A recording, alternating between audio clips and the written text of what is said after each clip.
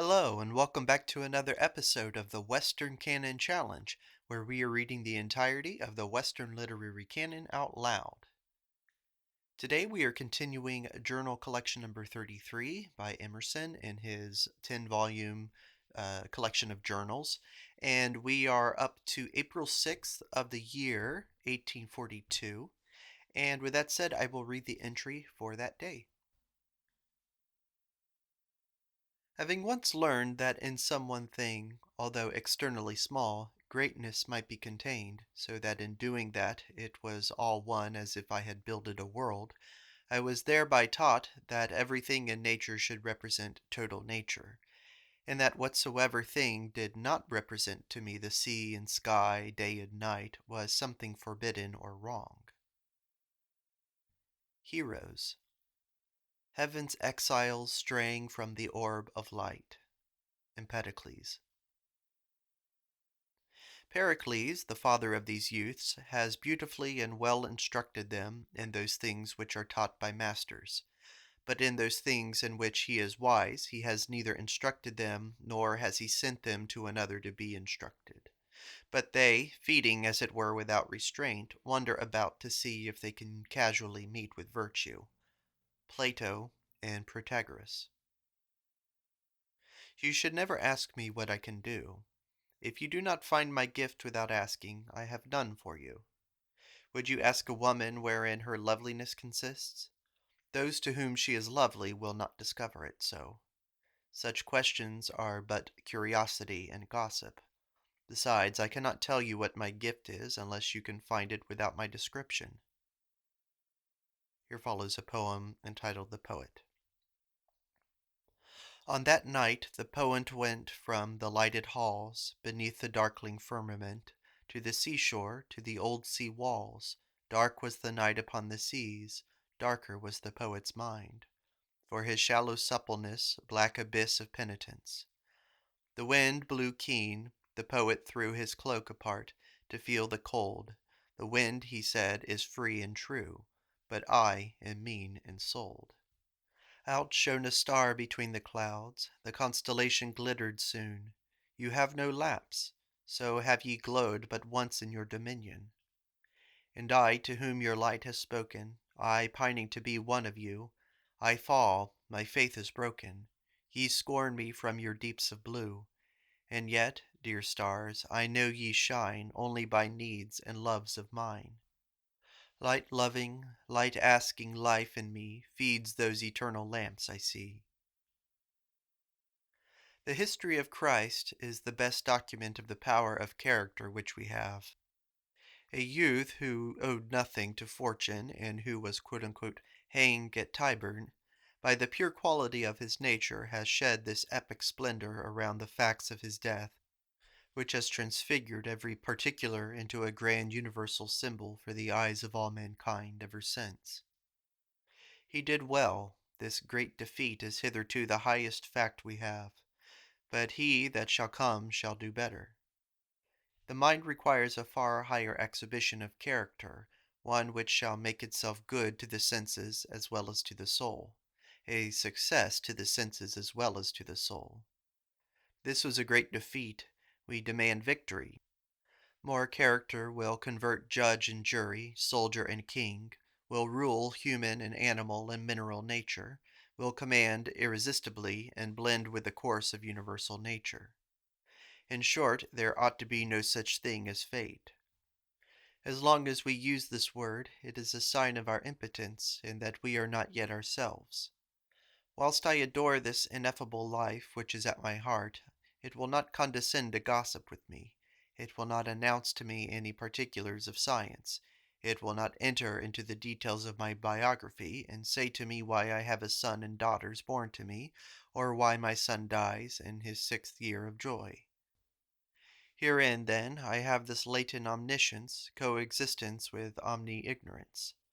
Moreover, whilst this deity glows at the heart, and by his unlimited presentiments gives me all power, I know that tomorrow will be as this day. I am a dwarf, and I remain a dwarf. That is to say, I believe in fate. As long as I am weak, I shall talk of fate. Whenever the god fills me with his fullness, I shall see the disappearance of fate. I am defeated all the time, yet to victory I am born. But the objection to idolatry, of which all Christendom is guilty, why do you not feel? Vis-a-vis that it is retrospective, whilst all the health and power of man consists in the prospective eye. A saint, an angel, a chorus of saints, a myriad of Christs, are alike worthless and forgotten by the soul, as the leaves that fall, or the fruit that was gathered in the Garden of Eden in the Golden Age. A new day, a new harvest, new duties, new men, new fields of thought, new powers call you, and an eye fastened on the past unsunned nature bereaves me of hope and ruins me with a squalid indigence which nothing but death can adequately symbolize.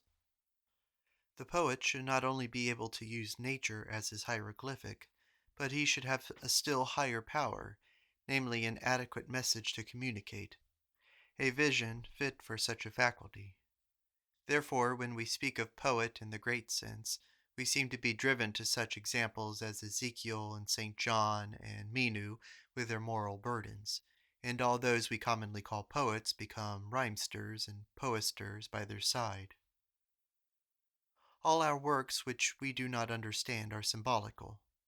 If I appear to myself to carry rails into the shed under my barn, if I appear to myself to dig parsnips with a dung fork, there is reason, no doubt, in these special appearances as much as in the study of metaphysics or mythology, in which I do not see meaning. We are greatly more poetic than we know, poets in our drudgery, poets in our eyes and ears and skin. The schoolboys went on with their game of baseball without regard to the passenger, and the ball struck him smartly in the back. He was angry. Little care the boys. If you had learned how to play when you were at school, they said, you would have known better than to be hit. If you did not learn, then you had better stop short where you are and learn how. Hit him again, Dick. Sunday Eve. I say that he will render the greatest service to criticism, which has been known for ages, who shall draw the line of relation that subsists between Shakespeare and Swedenborg. Always there is this woman as well as this man in the mind, affection as well as intellect. You might know beforehand that your friends will not succeed, since you have never been able to find the institution in the institutor. Quote, if he who brings corn to sale be entitled to a remunerating price for it by law, by what just law is he disentitled to a remunerating price who likewise brings his property to sale, his labor? Lord Nugent. If I go into the churches these days, I usually find the preacher, in proportion to his intelligence, to be cunning, so that the whole institution sounds hollow. X, the ablest of all the Unitarian clergy, spread popular traps all over the lecture which I had heard in the Odeon. But in the days of the Pilgrims and the Puritans, the preachers were the victims of the same faith with which they whipped and persecuted other men, and their sermons are strong, imaginative, fervid, and every word a cube of stone. As soon as my guests are gone, they show like dreams. Mr. Clapp of Dorchester, to whom I described the Furrier project, thought it must not only succeed, but that agricultural association must presently fix the price of bread and drive single farmers into association and self-defense, as the great commercial and manufacturing companies had done. Last night I read many pages in Chester Dewey's Report of Herbaceous Plants in Massachusetts. With what delight we always come to these images. The mere names of reeds and grasses, of the milkweeds, of the mint tribe and the gentians, of mallows and trefoils, are a lively pleasure. The odorous waving of these children of beauty soothes and heals us. The names are poems often. Erigeron, because it grows old early, is thus named the Old Man of the Spring. The Pyrola umbellata is called Chimaphila, lover of winter, because of its bright green leaves in the snow, called also Prince's Pine. The plantain, Plantago major, which follows man wherever he builds a hut, is called by the Indians White Man's Foot. and it is always affecting to see Lydian or one of her girls stepping outside the door with a lamp at night to gather a few plantain leaves to dress some slight wound or inflamed hand or foot. What acres of houstodia whiten and ripple before the eye with innumerable pretty florets at the mention of May. My beloved Leatrice in the end of August and September acquires some added interest from being an approved remedy for the bite of serpents, and so-called rattlesnakes master. The naming of all the localities comforts us. Ponds, shady roads, sandy woods, wet pastures, etc. I begin to see the sun and moon, and to share the life of nature as under the spell of the sweetest pastoral poet. Fireweed, a Haracium, which brings up abundantly on newly cleared land, the aromatic fields of dry Nephalium, the sweet flags live in my memory this April day. But this dull country professor insults some of my favorites as well as the beloved Lespedeza, for instance. The beautiful Epigea, pride of Plymouth woods, he utterly omits. He who loves a flower, though he knows nothing of its botany or medicine, is nearer to it than one of these catalogue makers. These are our poetry. What, I pray thee, O Emmanuel Swedenborg, have I to do with jasper, sardonyx, beryl, and chalcedony? One would think that God made fig trees and dates, grapes and olives, but the devil made Baldwin apples and pound pears, cherries and whortleberries, Indian corn and Irish potatoes. I tell you, I love the peeping of a hyla in a pond in April, or the evening cry of a whippoorwill, better than all the bellowing of all the bulls of Bashan, or all the turtles of the whole Palestina. The country of Berkshire is worth all of Moab, Gog, and Kadesh put together. When Swedenborg described the roads leading up from the "world of spirit" into heaven as not visible at first to any spirit, but after some time visible to such as are pure, he figuratively reports a familiar truth in relation to the history of thought. The gates of thought, how slow and late they discover themselves. Yet when they appear, we see that they were always there, always open. April 13th. Read last night Mr. Coleman's fourth report of the agriculture of Massachusetts. The account he gives of the fat cattle raised on Connecticut River and sold at Brighton is pathetic almost. The sales sometimes will not pay the note the farmer gave for the money with which he bought his stock in the fall. The miseries of Brighton would make a new chapter in Porphyry on abstinence from animal food. The maple sugar business is far more agreeable to read of. One tree may be tapped for 80 or 90 years and not injured. One man can tap 300 in a day. I read with less pleasure that a principal crop of Franklin County is broom corn. The babe is not disconcerted. I delight in her eyes. They receive good-humoredly everything that appears before them, but give way to nothing. Scrap as she is never displaced as older children are. I like a meeting of gentlemen, for they also bring each one a certain cumulative result. From every company they have visited, from every business they have transacted, they have brought away something which they wear as a certain complexion or permanent coat, and their manners are a certificate, a trophy of their culture. What we want when you come to see us is country culture. We have town culture enough and to spare. Show us your own, inimitable and charming to us, O countrymen.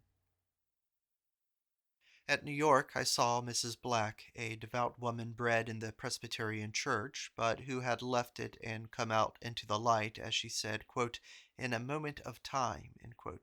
She was spiritual and serene. The contemplation of the presence and perfection of the moral law contented her. She had read Madame Guyon and Jacob Behmen, and now lately the book of Esdras, the author of which she said was an impatient spirit, but yet wise. She quoted Scripture a good deal, but in the poetic and original way of Jones Very. I was greatly contented with her at my first interview, but at the second I asked her, had she no temptations? No. Had she no wish to serve some creature who could only be served by her involving herself in affairs? No. For herself, she satisfied me pretty well, but I soon felt that she had no answers to give in the inquirers whom I usually meet. She only said, "They must be willing to be fools." "Yes," I said, "but they already are fools, and have been so a long time, and now they begin to whimper. How long, O Lord?" Goodness is not good enough unless it has insight, universal insights, results that are of universal application. Men whom we see are whipped through the world. The most private is the most public energy. We shall see that quality atones for quantity, that creative action in one outvalues feeble exhibition and philanthropic declamation to crowds, and that grandeur of character acts in the dark and succors them who never saw it. I ought to be obeyed. The reason I am not is because I am not real. Let me be a lover, and no man can resist me. I am not united, I am not friendly to myself, I bite and tear myself, I am ashamed of myself. When will the day dawn of peace and reconcilement, when, self-united and friendly, I shall display one heart and energy to the world? Every intellect, says Proclus, is an impartible essence, very likely and very unimportant, but that very intellect is an impartible essence, or is communicable in the same proportion with its amount or depth, is a theme for the Song of Angels. Quotation. It is a great advantage to come first in time. He that comes second must needs quote him that came first. You say that Square never quotes. You say something absurd. Let him speak a word only to say chair, table, fire, bread. What are these but quotations from some ancient savage? I have sometimes fancied my friend's wisdom, rather than corrective than initiative, an excellent element in conversation to counteract the common exaggerations and preserve the sanity, but chiefly valuable so, and not for its adventure and exploration, or for its satisfying peace. April 14th. If I should write an honest diary, what should I say? Alas, that life has halfness, shallowness. I have almost completed 39 years, and I have not yet adjusted my relation to my fellows on the planet or to my own work. Always too young or too old. I do not justify myself. How can I satisfy others? Christianity. I do not wonder that there was a Christ. I wonder that there was not 1,000. Dull, cheerless business this of playing lion and talking down to people. Rather let me be scourged and humiliated, then the exaltation is sure and speedy.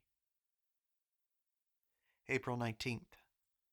My daily life is miscellaneous enough, but when I read Plato or Proclus, or without Plato when I ascend to thought, I do not at once arrive at satisfactions as when I drink being thirsty, or go to the fire being cold. No, I am only apprised at first of my vicinity to a new and most bright region of life. Life.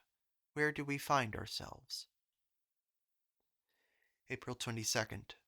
This afternoon I found Edmund Hosmer in his field after traversing his orchard where 2 of his boys were grafting trees.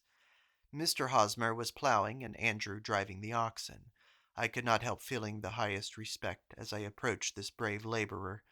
He is the Napoleon, the Alexander of the soil, conquering and to conquer, after how many and many a hard-fought summer's day and winter's day, not like Napoleon of 60 battles only, but of 6,000, and out of every one he has come victor. I am ashamed of these slight and useless limbs of mine before this strong soldier. True it is, I thought, as he talked, that necessity farms it, that necessity finds out when to go to Brighton and when to feed and stall better than Mr. Coleman. Elizabeth gives me 2 proverbs today, which are both bucolic poetry. Quote, "When the oaks are in the gray, then farmers plant away." And the other, "The mistress makes the morning, but the Lord makes the afternoon." End quote. Strange that what I have not is always more excellent than what I have, and that beauty, no, not beauty, but a beauty, instantly deserts possession and flies to an object in the horizon. If I could put my hand on the evening star, would it be as beautiful? In the fields this lovely day, I was ashamed of the inhospitality of disputing. Very hoarsely sounds the parlor debate on the theology from the lonely summer hill, or the meadow where the children play. As sings the pine tree in the wind, so sings in the wind a sprig of the pine. As Proclus ascribes to the deity the property of being in contact and of not being in contact at the same moment of time, so we demand of men that they should exhibit a conduct which is at once continence and abandonment, quote, a wanton heed and giddy cunning. We look wishfully to emergencies, to eventful revolutionary times, from the desert of our ennui, and think how easy to have taken our part when the drum was rolling and the house was burning over our heads. But is not peace greater than war? And has it not greater wars and victories? Is there no progress? To wish for war is atheism. When I saw the sylvan youth, I said, very good promise, but I cannot now watch any more buds. Like the good grandfather, when they brought him the 20th babe, he declined the dandling. He had said, kitty, kitty, as long enough. Queenie says, save me from magnificent souls. I like a small, common-sized one. As they say that when your razor is dull, lay it away in your drawer and use another until that becomes dull, then take the old one and you shall find it sharp again. So I have heard scholars remark of their skill in languages, that by putting away the Greek or German book for a time, when they resumed it afterwards, they were surprised at their own facility. April 28th. Question. Why not great and good? Answer. Because I am not what I ought to be. Question. But why not what you ought? Answer. The deity still solicits me, but this self, this individuality, this will resists. Question. Well, for you that it does. If it did yield, you would die, as it is called. But why does it resist? Answer. I can only reply, God is great. It is the will of God. When he wills, he enters. When he does not will, he enters not. May 1st. And the most difficult of tasks to keep, heights which the soul is competent to gain. These lines of Wordsworth are a sort of elegy on these times. When I read Proclus, I am astonished with the vigor and breadth of his performance. Here is no epileptic modern muse with short breath and short flight, but an Atlantic strength which is everywhere equal to itself and dares great attempts because of the life with which it feels itself filled. There will come a day when a man shall appear who will so draw men to him as a mistress or a friend draws a lover or a friend, making it the happiness and honor of the other party to serve him. In that way character will inspire the kindness it requires, and will not need to provide in the direct way for its bodily wants. Then every man will, quote, live by his strength and not by his weakness, as A said. God hates inquisitiveness, said Euclid.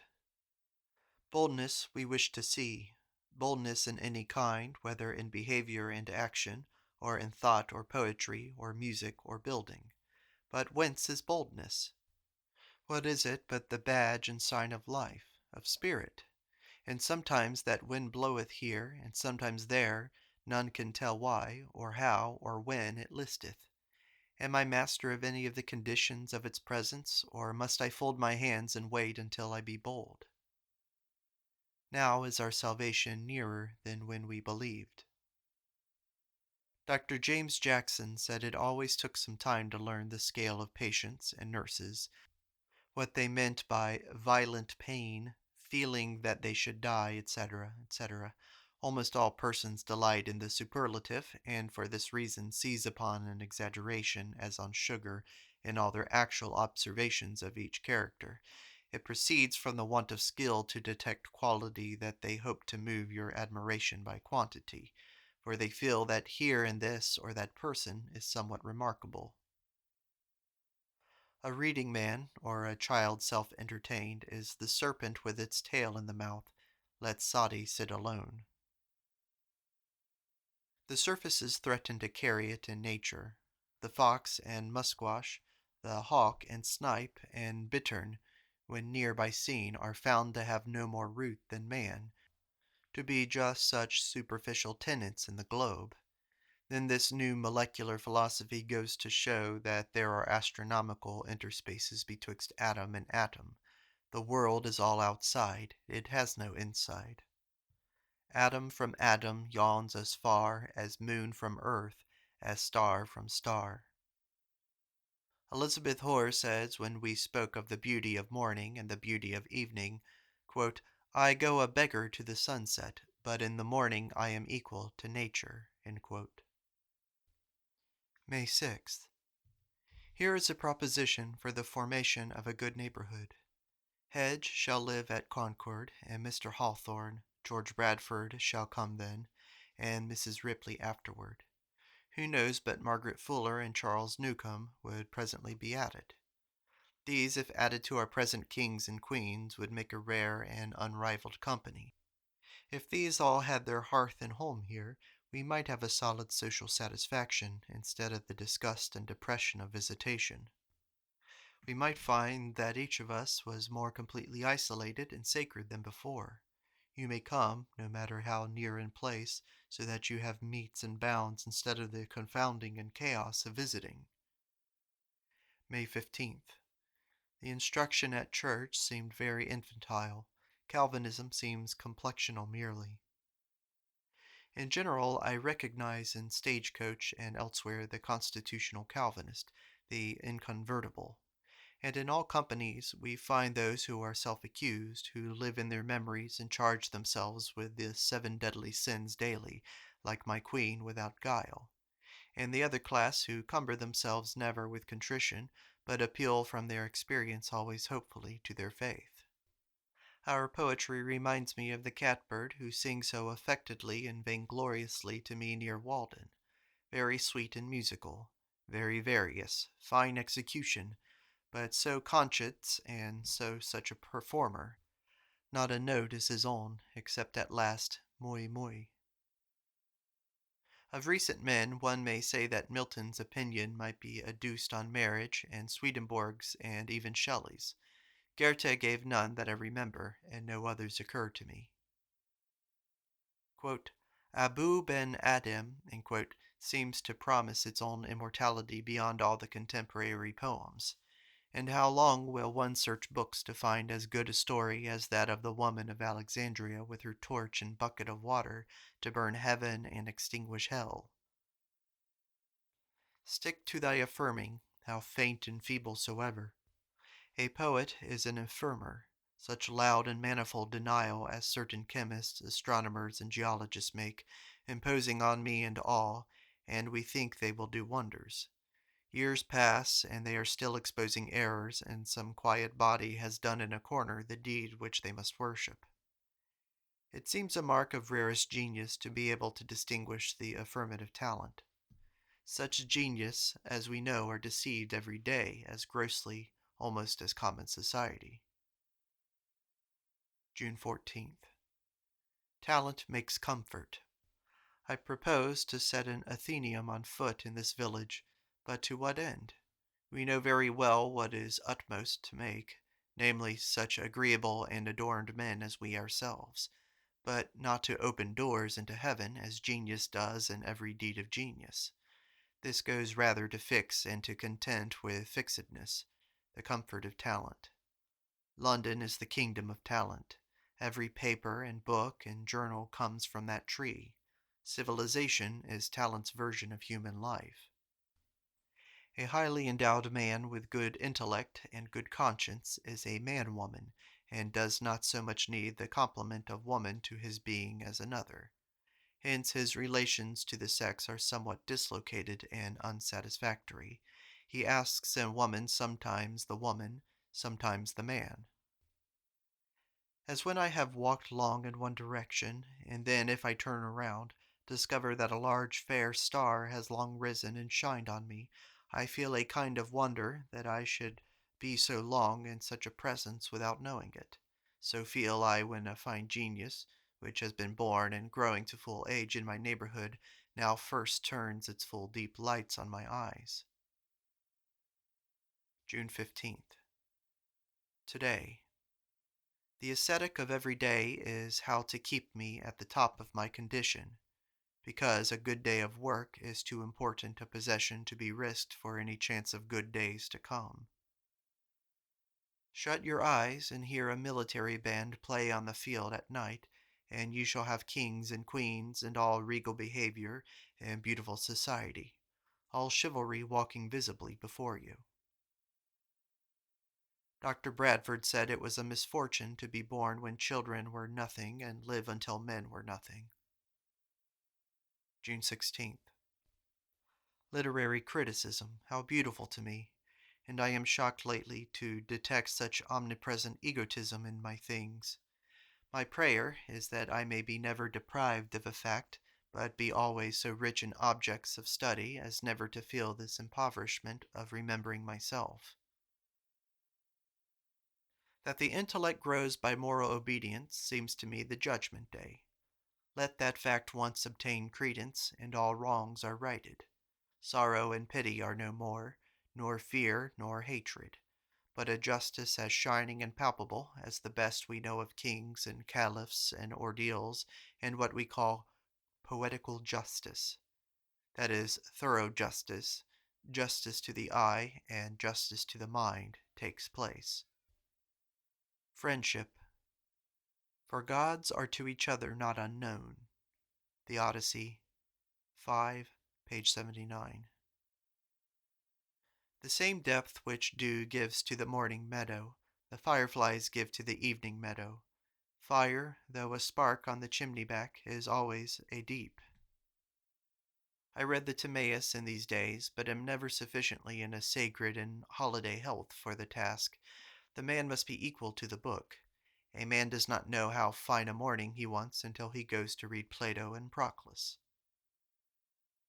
Elizabeth Hoare says that Shelley is like shining sand. It always looks attractive and valuable, but try never so many times, you cannot get anything good, and yet the mica glitter will still remain after all.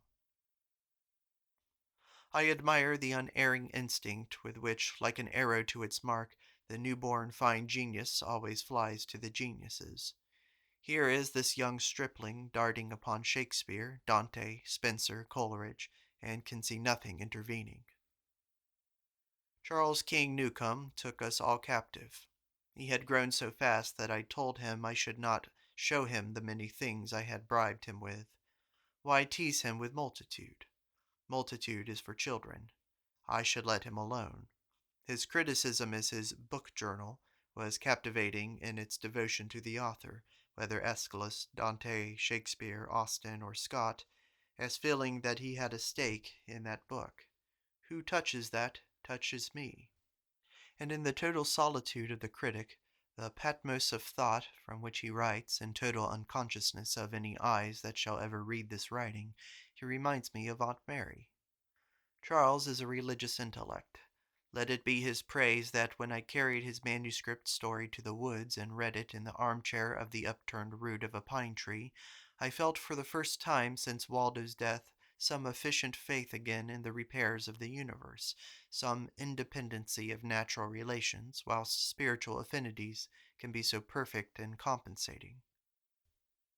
Robert Bartlett defined the Church as, quote, the organic medium of life from the Lord to the divine humanity, end quote. He and Weiss gave an amusing account of the truckmen who came with the square-cap mob to the college yard and bullied for an hour. It was the richest swearing, the most aesthetic fertilizing, and they took notes. Nellie waked and fretted at night and put all sleep of her seniors to rout. Seniors grew very cross, but Nell conquered soon by the pathos and eloquence of childhood and its words of fate. Thus, after wishing it would be morning, she broke out into sublimity, quote, Mother, it must be morning, end quote. Presently, after in her sleep she rolled out of bed, I heard the little feet running round on the floor, and then, oh dear, where's my bed? She slept again and then woke. "Mother, I am afraid. I wish I could sleep in the bed beside you. I am afraid I shall tumble into the waters. It is all water." What else could Papa do? He jumped out of bed and laid himself down by the little mischief and soothed her the best he might. I think that language should aim to describe the fact and not merely suggest it. If you, with these sketchers and dilettanti, give me some conscious, indeterminate compound word, it is like a dab of color to hide the defects of your drawing. Sharper sight would see and indicate the true line. The poet both draws well and colors at the same time.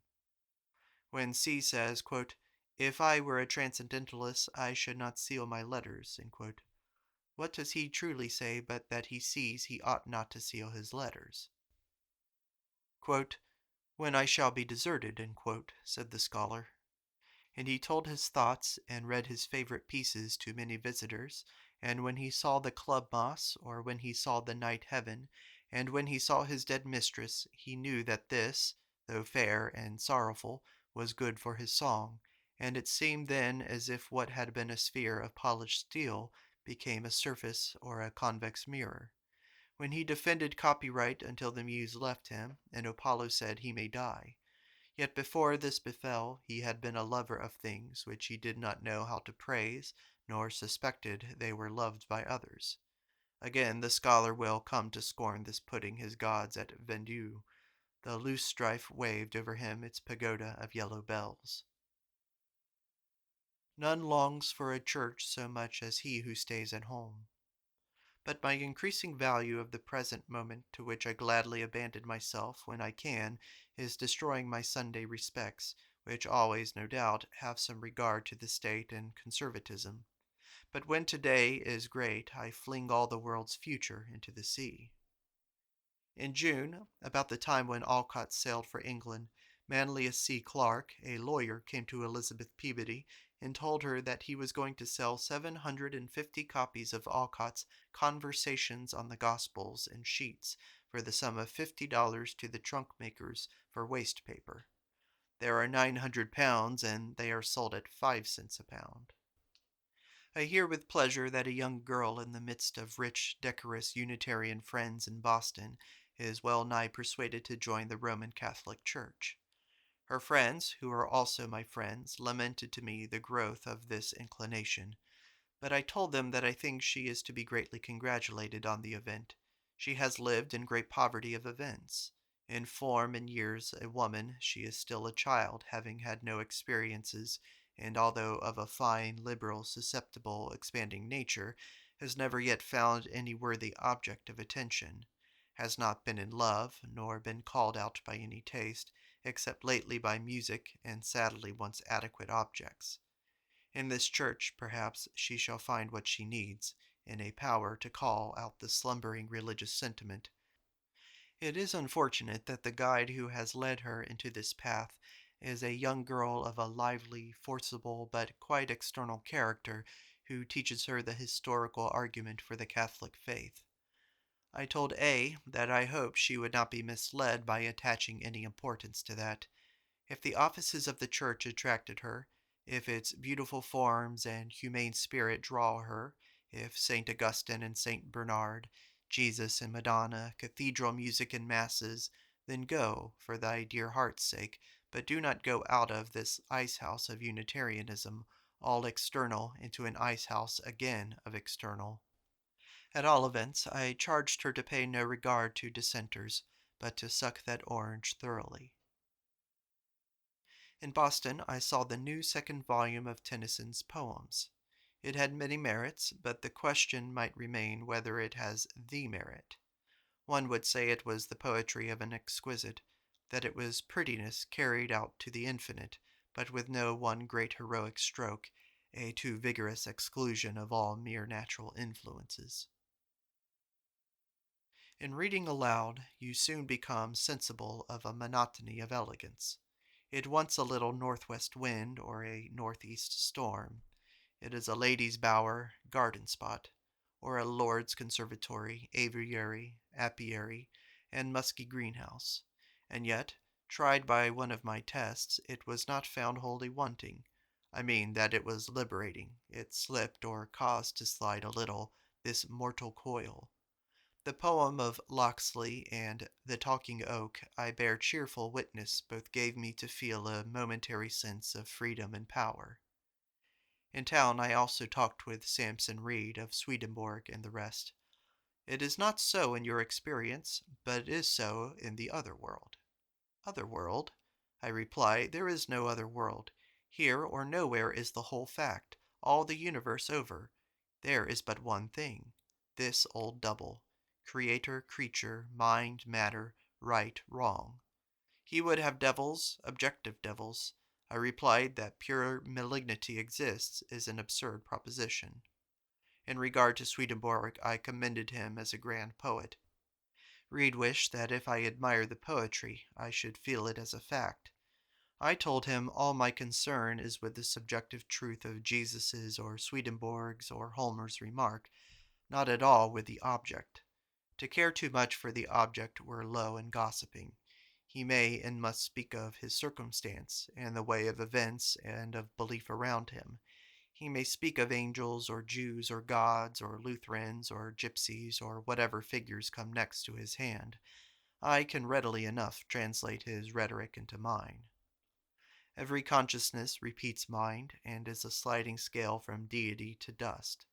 Sometimes the man conspires with the universe, and sometimes he is at the other extreme and abides there, a criminal confessing sin. The moment he begins to speak, I apprehend his whole relations and fix him at his point in the scale. One seems in debate to play a foolish game for mastery, so inconvertible men are. There is a formula well known to children: did, didn't, didn't, etc. 3 classes. I had occasion to say the other day to Elizabeth Hoare that I like best the strong and worthy persons like her father who support the social order without hesitation or misgiving. I like these. They never incommode us by exciting grief, pity, or perturbation of any sort.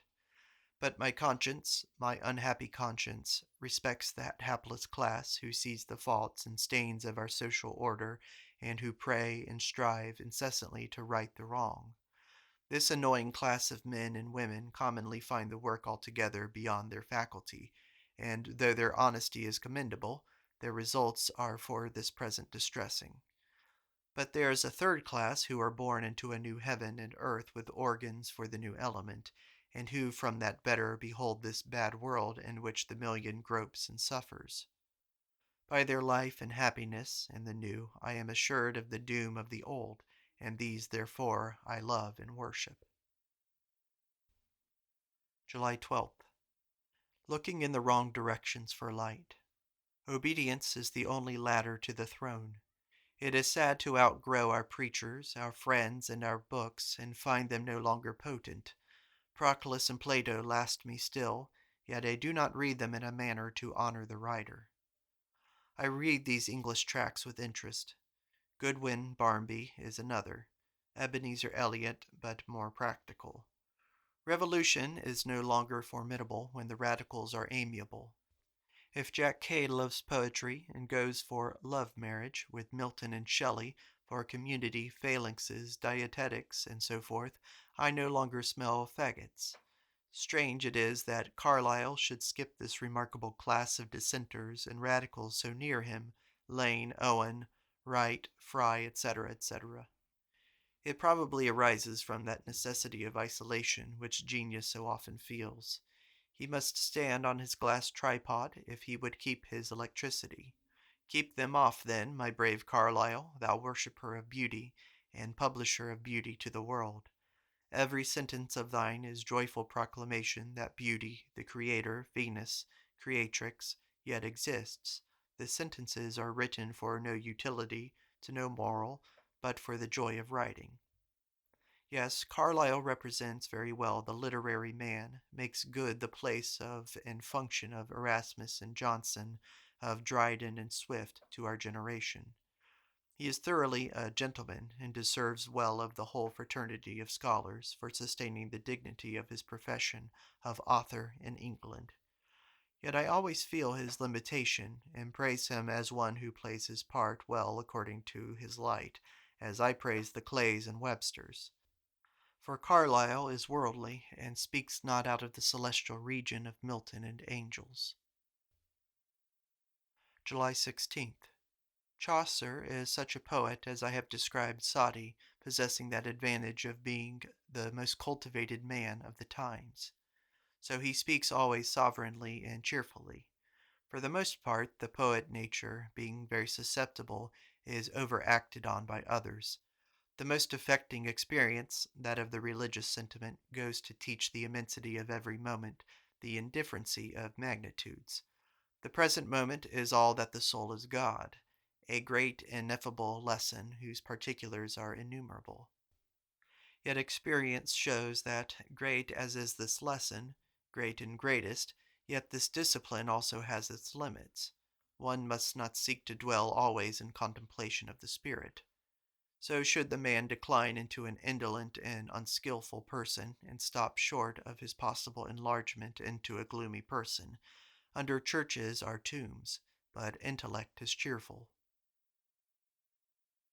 As bookbinders separate each sheet or each set of sheets in a large pile by interposing a small block of pasteboard, so it seemed as if some genius had laid a ray of light underneath every thought and fact in nature to this man's eye, so that all things separated themselves according to their laws before him, and he never confounded the similar with the same. This is the end of part 2 of Emerson's journal collection number 33, dating from the year 1842, when the author was 39 years old. In the next video, we will pick up midway through this journal collection with the date July 21st. Thank you for listening.